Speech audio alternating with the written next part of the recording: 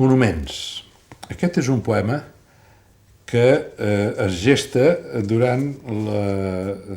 través del meu ofici d'arquitecte. Hi ha un moment, cap al principi dels anys 80, que ens encarreguen al meu soci i a mi el reforçament del Monument a Colom de Barcelona. El Monument a Colom en aquells moments, després d'un segle d'existència, està a punt de caure.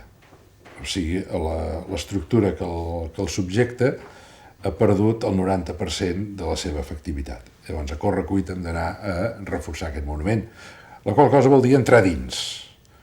D'aquesta entrada dins d'un monument, és a dir, entrada a dins d'allò tan retòric que es veu per fora, surt aquest poema, Monuments. El buit que sents, més gran cada vegada, són les traïcions.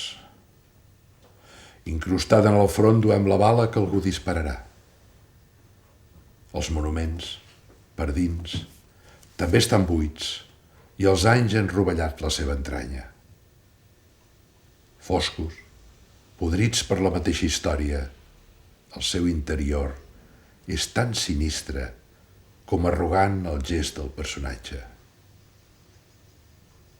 A mesura que ens traeixen els amics, i la mort és també traïció, ens anem convertint en monuments.